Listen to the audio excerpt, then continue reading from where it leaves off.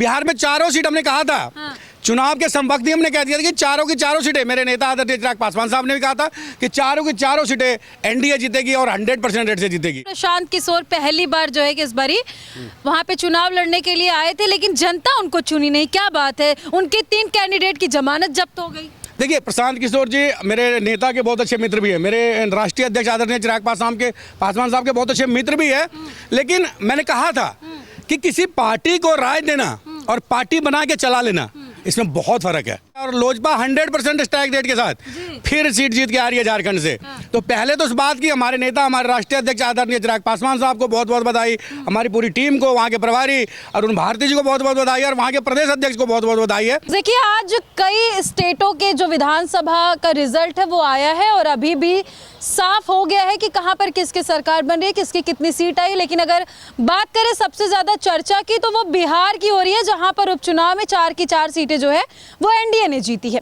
हालांकि कई ऐसी पार्टियां थी जो इस बार दावा कर रही थी कि इस बार जो है हमारी पार्टी आएगी। उनमें से जनसुराज ऐसी पार्टी थी जो चर्चा में बनी हुई थी। इसी पर बात करने के लिए इस वक्त हम लोग एलजेपी ऑफिस पे मौजूद हैं, दिल्ली में मौजूद हैं। सर, क्या बोलिएगा, जिस तरीके से एनडीए ने बिहार में उपचुनाव पर चारों सीट पर जीत दर्ज? नहीं, उपचुनाव बिहार में नहीं, हम लोग महाराष्ट्र, एनडीए ने महाराष्ट्र जीता है और झारखंड में बहुत अच्छा प्रदर्शन किया और लोजपा 100% स्ट्राइक रेट के साथ फिर सीट जीत के आ रही है झारखंड से। तो पहले तो इस बात की हमारे नेता, हमारे राष्ट्रीय अध्यक्ष आदरणीय चिराग पासवान साहब को बहुत बहुत बधाई, हमारी पूरी टीम को, वहाँ के प्रभारी अरुण भारती जी को बहुत बहुत बधाई और वहाँ के प्रदेश अध्यक्ष को बहुत बहुत बधाई है कि उन्होंने 100% का जो स्ट्राइक रेट है लोजपा का वो बरकरार रखा है। बिहार की, देखिए बिहार की बात है, बिहार में चारों सीट हमने कहा था, चुनाव के संवक्त ही हमने कह दिया था कि चारों की चारों सीटें, मेरे नेता आदरणीय चिराग पासवान साहब ने भी कहा था कि चारों की चारों सीटें एनडीए जीतेगी और 100% रेट से जीतेगी और 4 सीट जीत के आए। विपक्ष के पास इधर विपक्ष के पास कहने के लिए कुछ नहीं था, ना खोने के लिए कुछ था।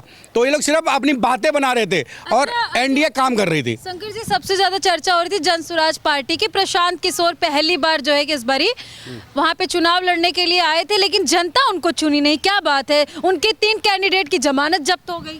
देखिए, प्रशांत किशोर जी मेरे नेता के बहुत अच्छे मित्र भी है, मेरे राष्ट्रीय अध्यक्ष आदरणीय चिराग पासवान साहब के बहुत अच्छे मित्र भी है। लेकिन मैंने कहा था कि किसी पार्टी को राय देना और पार्टी बना के चला लेना, इसमें बहुत फर्क है। तो अभी उन्होंने पार्टी गठित किया था, जितने आप लोगों ने मुझसे पूछा था, तो मैंने कहा था कि अभी तो आए हैं, अभी मैदान में आए हैं, अभी पता लगेगा कि क्या रेट है दाल का, चावल का, आटे का।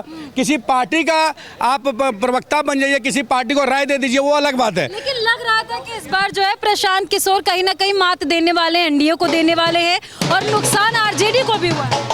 नहीं, एनडीए को कोई नुकसान नहीं है, आरजेडी को। अब आरजेडी के नुकसान का हमें पता नहीं है, लेकिन 100% स्ट्राइक रेट से लोजपा और एनडीए हर जगह काम कर रही है, इसका हम लोगों को बहुत खुशी है। एक बार देखिए यहाँ पे एलजेपी ऑफिस पर जो है कि जिस तरीके से बिहार में उपचुनाव पर 4 की 4 सीटों पर एनडीए ने जीत हासिल की है।